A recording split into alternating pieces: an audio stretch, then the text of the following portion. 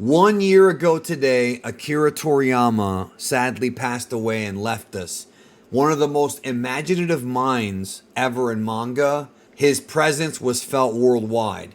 I dedicate not only this video, but all the videos in my catalog to his memory. The final episode of Dragon Ball Daima is upon us. Welcome to the last breakdown of the individual episode reviews for Dragon Ball Daima. Make sure you go back and check out all the other breakdowns if you missed them for information on lore and things of that nature. On this breakdown, we're going to talk about all the things that Dragon Ball Daima episode 20 left us with, including in some ways more questions than answers. We're going to go into all of that and more on today's video. Stay tuned.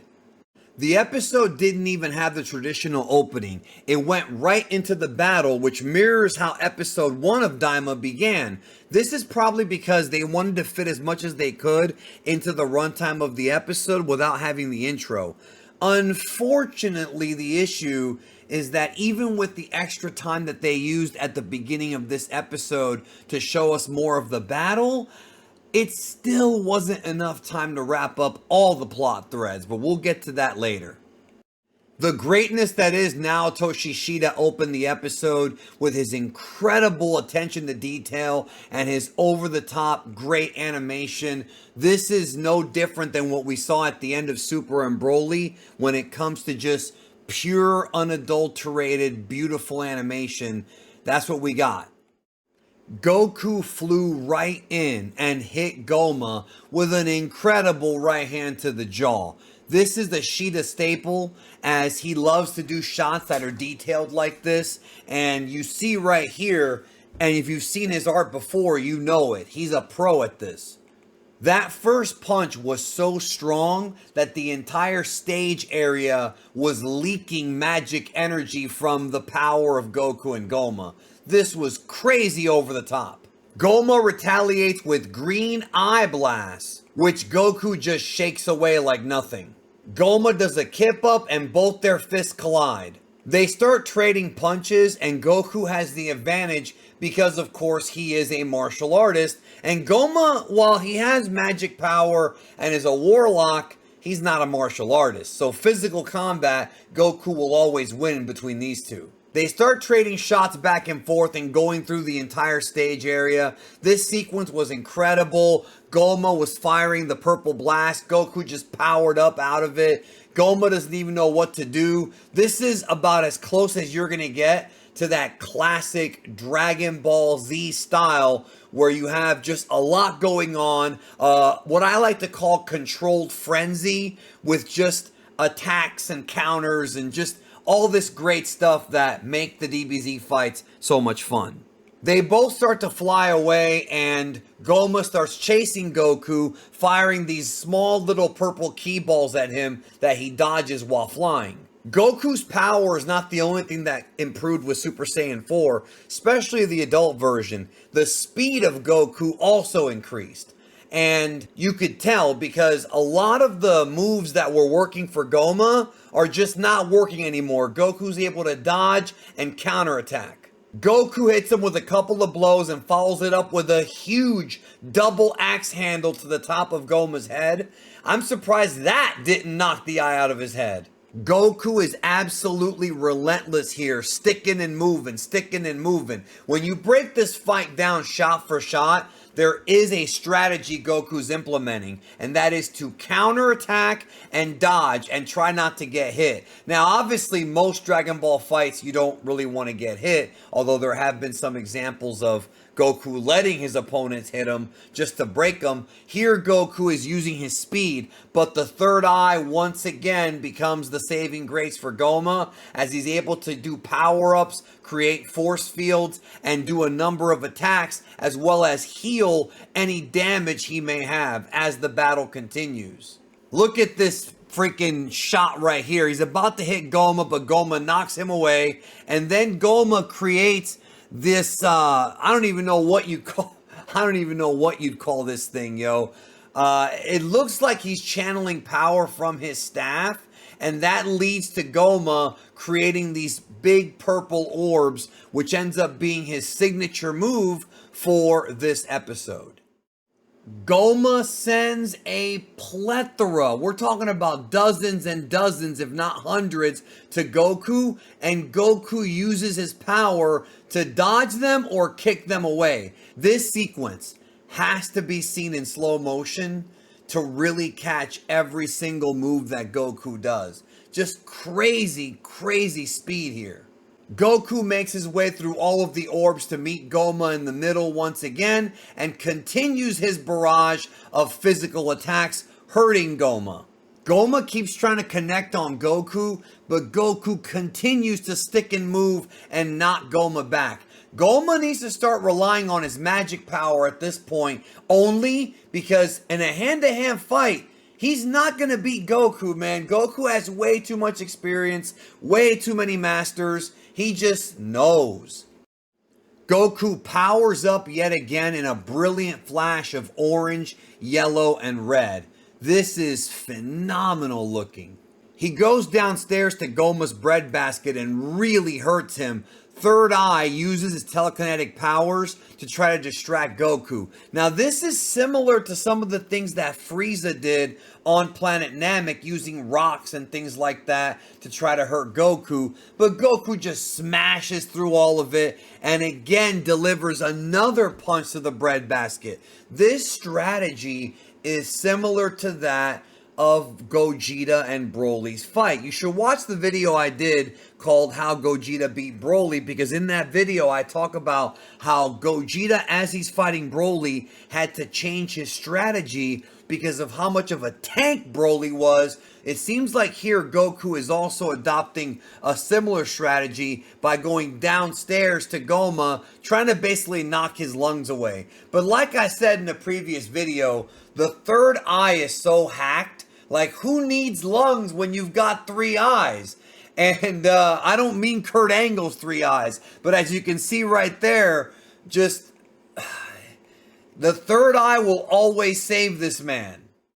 They start to pummel each other again. This time Goku changing his strategy again, going for long-range ki blast, trying to penetrate Gomah's shield, well, his blocking. The third eye once again steps in to brush Goku away as Goku keeps being aggressive on Gomah. Goku continues to pummel Gomah as he actually drives him deep into the rocky region inside of the stage. This is kind of similar to when Goku and Beerus went underground. It's a kind of a similar idea, although not the same thing. Gomah follows him, activates the third eye to create those purple like ball things or whatever, and then he has the ball orbs fire a green blast at Goku, multiple green blasts. This is very similar to what Gogeta did during his battle with Broly,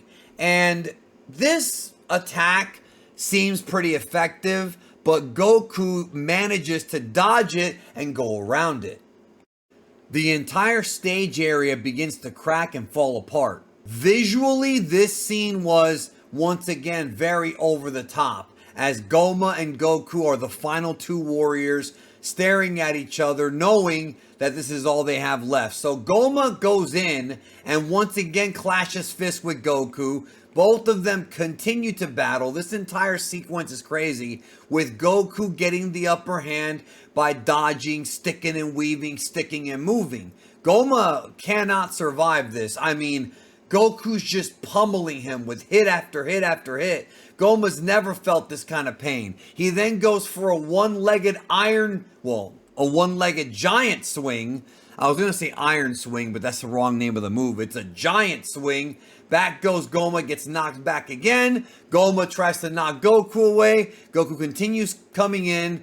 Gomah then tries using long-range attacks on Goku. Goku then fires his blast to distract him. The same exact thing he did on Tamagami 3 way back in Dragon Ball Daima Episode 8, just to hit him as hard as he can in the face with a big right hand and then mush him into the side of the rocky terrain. This, of course, is a tribute or an homage to what Broly did to Goku in God form in Dragon Ball Super Broly, where he mushed him into the ice. Gomah is down for the count. Goku then begins this crazy power up where he sticks his fist in the air like Thor or like Thundercats, summoning this big sort of thunderstorm of power. Visually, this was crazy. I mean, I could rewind this multiple times just to look at it because it's so over the top. Goku starts to gather a ton of energy. There's electricity everywhere. Just, he's preparing for a final attack. I thought for a moment watching this that he was going to transform again and we'd get some kind of bonus. But no, all he's doing here is elevating his ki to its maximum before unleashing it on Gomah. Goku just stares at Gomah in complete aura as his whole body lights up. Now, some people are going to think this is an Ultra Instinct homage, but Goku's body lit up numerous times, even when he was a kid in OG Dragon Ball. Goku gets his hand position ready for what's, without question, the biggest Kamehameha in all of Dragon Ball Daima, and maybe the most impressive looking Kamehameha since the one we saw UI Goku use on Kefla. I mean, look at this, man. Look, I mean, can my words even describe this? Gomah tries to stop him in the middle of him powering up the move, but that's just not going to work this time. I think some people were hoping for the red ×10 Kamehameha from GT to come back here. It didn't happen, but this Kamehameha nevertheless is special. It manages to rip right through all of Gomah's magic energy, and even though the third eye tries to contain it, it's too much power in this instance. This is one of the wildest beam struggles ever. I mean, the colors, just everything that we see. The Kamehameha blasts right through Gomah's chest. Literally right through him, piercing him, impaling him. This was insanity, dude. At this point, Goku has ripped a hole in Gomah's body, something nobody else has been able to do, which was maybe, possibly, an homage to what Piccolo did to Goku at the very beginning of the Dragon Ball Z part of the story. But that's not all. The Kamehameha is so powerful that it manages to rip a hole in the entire Demon Realm, putting a hole in between Demon Realms 1 and 2 and 2 and 3. So literally it goes through all of the various demon worlds within the Demon Realm. We actually see Demon World 2 with Tamagami 2, and the water from Demon World 2 floods into, some of it anyways, Demon World 1. At this point, Gomah's dead. No, not really. While this is going on, Piccolo attempts to deliver the blow, following through Goku's plan to the back of Gomah's head to knock out the third eye, but Gomah smacks him away. So Piccolo failed. At this point, Gomah activates the third eye and it begins to close the wound. So the third eye makes you almost immortal, almost, because you can regenerate yourself. This really is one of the most OP weapons or artifacts in Dragon Ball history. Everyone tries to jump in while Gomah's regenerating to stop him, but he creates a giant purple electric force field to block the others out while he regenerates. Everyone watches in horror as the wound closes. The smile on Gomah's face says it all. They make it seem like nobody can win against him. But then the most unlikely thing possible happens, the most unpredictable thing. Of everyone in this entire battle, Majin Kyou hits him multiple times in the back of the head with the giant spell book, and that is enough to shatter the third eye, bouncing it out of his head. Majin Kyou, of all the characters, is the winner. He's the one that won this for them. And yeah, Goku and everybody else obviously helped, but he's the one that delivered the final blow. I don't think anybody saw this coming, including me. The third eye rolls to the ground and Glorio ends up stepping on it, destroying it for good. As Gomah begins to revert back to his base form, the power is gone. The threat is over for now. So Gomah and Degasu are arrested and they are told to repent over the next 100 years inside of this, magic perfume bottle or whatever you want to call it, this magic container. Gomah tries to convince them that he's a good guy at heart, which is pretty funny because I think some people thought that they were going to actually go in this direction. So Piccolo makes the adjustment and takes off 1 year, trapping him for only 99.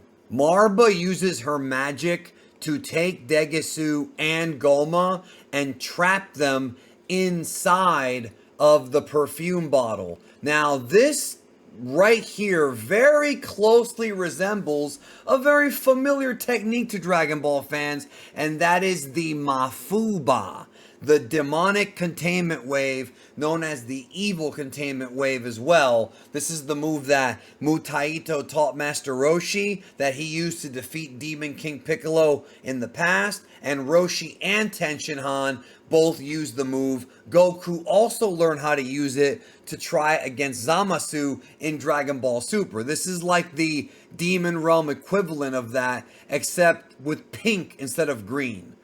They have a discussion about who the next Demon King should be, and Shin thinks it should be Rinsu because he realizes she still has a sliver of good inside of her. She says, however, that her goals have not changed, which is a terrifying demon realm that rivals the outside world. She actually refuses to take the role of king because she'll just get overthrown. Neva makes a suggestion that maybe it should be Majin Kyou. Now this is a little bit silly because obviously Rinsu has more power magic-wise than Majin Kyou. So the idea that Majin Kyou will be the next Supreme Demon King, even though I like it because he is the one that defeated Gomah, and thus he would be the next in line because he beat Gomah. He's not really that strong, which means someone's going to have to beat him, which is not all that difficult. Majin Kyou accepts the role as the Supreme Demon King, and he manifests himself a cape following in the footsteps of Abra, Dabra, and of course Gomah. So that's where the cape of Majin Kyou came from in the original leaked images. Majin Kyou starts to make a number of executive decisions, including naming Rinsu as the Vice Supreme Demon King. His younger brother Majin Du will be a minister, as well as Neba and Marva. So everyone gets a job on his cabinet. And Glorio as well, because he also showed bravery. And King Kadan. A lot of people, including me, thought that he would be the Demon King once they beat Gomah, but they did not go in that direction. Hybis volunteers to get the job himself after the people from the outside world decide, no, we're not staying here, we're going home. Majin Kyou does seem to have all the leadership qualities necessary to be the Supreme Demon King, but he's just lacking in the power department. But it's not all about that. So Pansy does give Bulma some of the Magellite crystal that was discussed in earlier episodes so she can experiment with it. This seems like something that could be building to something in the future, but a lot of this episode does, because there's a lot of unresolved plot threads and new questions that have opened up because of this episode, and we're going to tackle them here on this next part of the breakdown. First, we have to discuss Super Saiyan 4 because this has led to a lot of confusion among people in the community who make videos, and a lot of people are getting this wrong. So the conversation with Vegeta is that he thinks that Goku was hiding that form from him the entire time. Goku directly refers to it as Super Saiyan 4. So like we reported here on the channel, that was the internal name of the transformation per Toei documents. It's now the in-universe name for it. Goku says that after the fight with Majin Buu, he trained really hard, undergoing special training, and that Even though he trained really hard, he says he wasn't sure if it would work though. So that is very, very vague. The lack of mention of Neba seems to have people thinking that Goku just got Super Saiyan form on his own. And that's literally impossible. If you look at what was going on in episode 18 and what Neba did, there's no way Goku could have accessed this form on his own. Just not possible. If he could have, why didn't he do it on Gomah when he had the chance before Neba turned it on? No, what's implied here in this text is that Goku knew there was something else there, maybe something beyond Super Saiyan 3, but he wasn't sure if he would ever be able to activate it until Neva did. Now, we have actual evidence of this from Toei animators who revealed that the blue part of the transformation sequence in Dragon Ball Daima episode 18 was magic power, while the red part was more of that internal Saiyan biology and internal berserk rage. Therefore, it seems like that ability to mutate was always inside of Goku and probably Vegeta, but Neva had to use magic to turn it on, which is exactly, well, not exactly, but very close to what I said in the Super Saiyan 4 Transformation Explained video that I put out a couple weeks ago. So again, there's no evidence here that Goku could have used the form on his own, just that he knew there was more power in there, and Neva is the one that activated it. You can't just erase what happened in episode 18, especially since all these episodes were being produced with the scripts already being finalized. So those who made episode 18 already knew that Goku would say this in episode 20. However, there's two things that come to mind. First of all, it's kind of a bummer that Neva didn't do the same for Vegeta, because Vegeta does make the joke here that it's a Super Saiyan bargain sale, which is a line taken from the original manga that was used in the Dragon Ball Z anime, both sub and dub. And I would have liked to have seen a new Super Saiyan 4 Vegeta. Also, there's no word here at all on whether or not Goku can access Super Saiyan 4 after this adventure.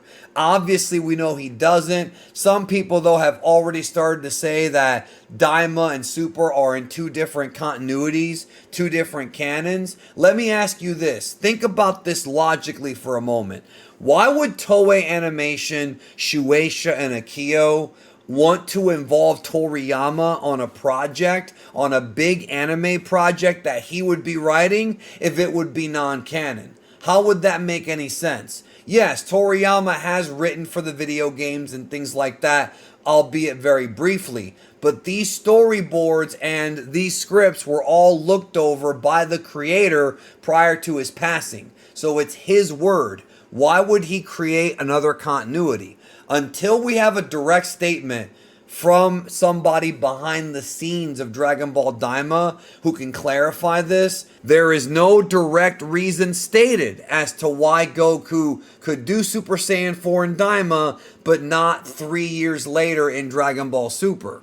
But you know what? At least they didn't give us the memory wipe. However, I will say this. This last part of the episode I felt was very unsatisfying. You're leaving fans open to ask many questions that they have the right to ask and confuse them. And throughout my time here, I've said that there is no real canon and that the Japanese offices do not care about canon. So whether or not we get that statement, it does not seem likely, but I do hope we get one for clarity. Same thing with the refusion of Kibito and the Supreme Kai. We did not see that in Dragon Ball Daima. Now, you could headcanon this as happening off screen, that they refused on screen.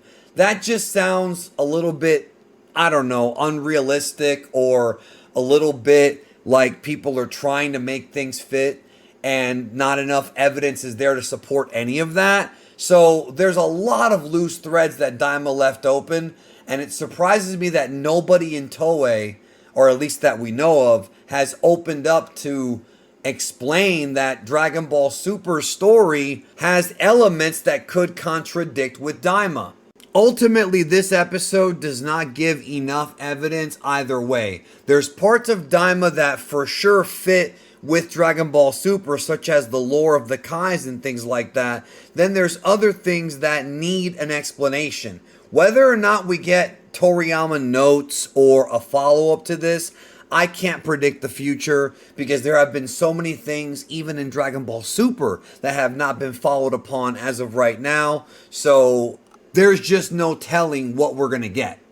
One more thing about this conversation with Goku and Vegeta.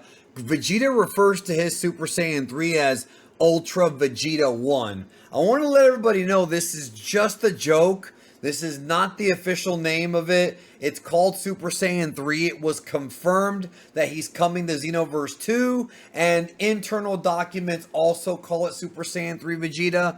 But like I said, this is just a joke and nothing more from the prince. Naba tries to convince Dende into moving into the demon realm, but he's got business on Earth as the god of Earth. He is the kami of planet Earth. Although the question I have is, if this dude knew how to heal, why didn't he help heal everybody during the fight with Gomah? Where was he at? And I'm talking about after he got his regular size back. Here's another line that doesn't make any sense. Dende says he'll ask the Namekians who lost planet Namek and have been reduced to nomads about going to the demon realm. But those Namekians found New Namek, and at the time of this part of the story, right? This is right around after the Majin Buu saga. The New Namekian establishment, the Namekians had already been on New Namek now for over 10 years. A little over 10 years. So they're not like nomads. They're just on New Namek. This was a very unusual line that I did not catch in my first showing. We also did not see, even though it's implied that it happened, the reactivation of Warp. Remember, Warp got put to sleep a few episodes ago by Degasu. So I guess they figured out how to wake him up again. This is what I was worried about with episodes 13, 14, and 15, where I discussed the pacing. There's way too much for them to have closed out with just these last few minutes of episode 20. There's way too many plot threads for them to close out, so some stuff was going to get unresolved, and here we go. So the Goku effect was in full effect here in Daima. Goku makes friends everywhere, and sometimes he does it by complete accident, just based on his nature. So when Goku fired that Kamehameha that created a hole in the demon realms, basically what ended up happening is the wind pushed the gas up to the other demon realms, making Demon World 3 lighter. So that nasty smell and the difficulty flying was resolved because of Goku's big Kamehameha. Of course, he didn't mean for it to happen. It's a side effect. As everyone says their goodbye to Goku, Majin Kyou says if things get hairy again, come save us. So again, more possible foreshadowing for something in the future, although right now nothing is guaranteed.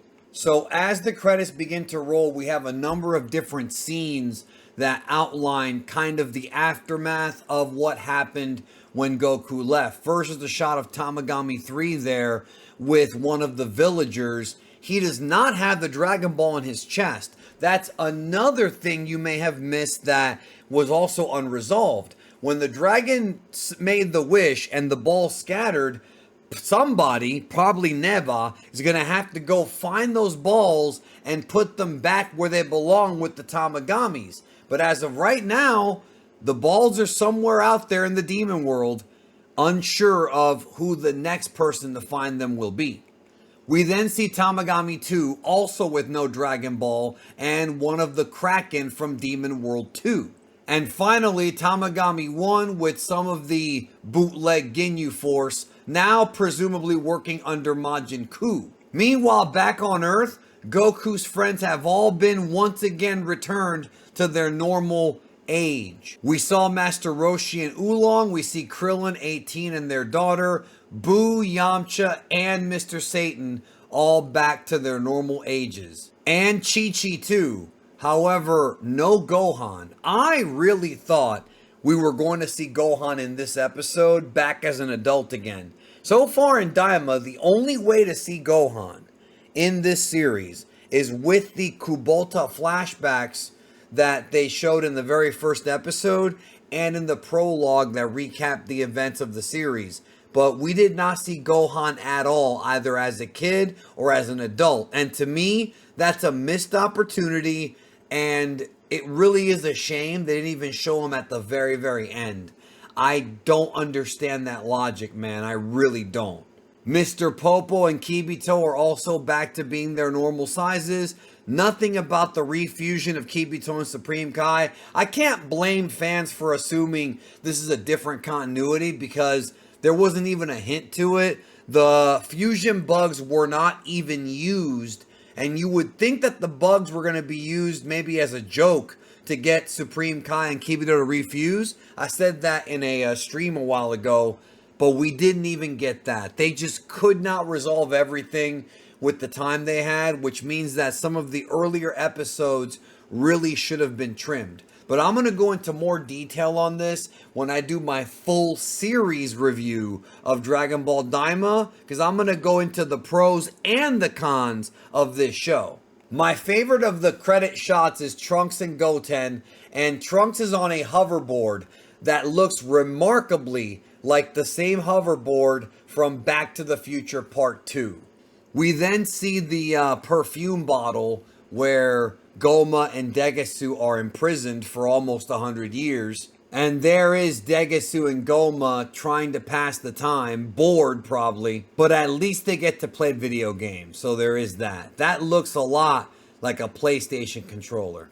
Then we have our post-credit scene where Goku wants to go back to the store they went to in episode 4 when they bought the different bugs, including the fusion bugs that they wound up not using. He wants to pick up more Medi bugs because they're running low on Senzu, but they're almost back to Earth, so alright. Did you notice that the store owner is reading a newspaper and on the front cover is Majin Kyou and Majin Du? I love that Easter egg. The clerk thinks that Goku being an adult now is because of the Medi bugs, but we know that's not the case. Bulma is then introduced to beauty bugs to make her skin supple, and of course she goes crazy over them. This is in character for Bulma in Dragon Ball Super because we see her discuss her, let's just say, lack of acceptance of getting older in both Superhero and in Broly. But if she's got a bunch of these bugs, then why would she need the dragon? Maybe she really is all that vain. Then the big twist, the final gag from Toriyama, if you can call it that, is that it turns out there are multiple evil third eyes. There are multiple Tertian Oculuses, not just the one that Gomah used and was used by the previous Demon Kings. So this entire time, what Gomah had was not the only one. And the clerk even knows what this means. Is this foreshadowing for the future? I can't tell you. If Toriyama had not passed away, I feel like I would have absolutely been like, yeah, this is more of a season finale. We'll either get more Daima or have this addressed in a future Super storyline. But I'm not so sure anymore where they're going to go with this, if they're ever going to bring it up again. But based on the power of Black Frieza and where they could take the story, what do you think would happen if Black Frieza got into the demon realm and got his hands on one of these third eyes? This would be a serious problem. She reveals, the clerk that is, she was only able to sell one ever, which means that she probably sold it a very, very long time ago. The final shot of Dragon Ball Daima is the cast being in shock that the whole time there were more third eyes. So this is it for Dragon Ball Daima, and the future as of right now is uncertain. There were a lot of plot threads in Dragon Ball Daima that I felt were left open-ended. There were a lot of things that were unresolved because of the pacing. I am going to be producing a video going into the overall thoughts of Daima very soon, but this breakdown was a lot of fun to make, and I want to thank you for joining me for the past 20 episodes of Daima. I had a good time talking to all of you. We'll be talking more about Daima in upcoming streams here on the channel and other videos, so stay tuned for that because there's still a lot to discuss. In the meantime, check out the videos on your screen right now. Check out all the breakdowns I've done going back to episode 1 of Daima, as well as some of these other Dragon Ball topics, such as the future of Dragon Ball without Toriyama and how uncertain it is, along with a couple more. Thank you. Take care.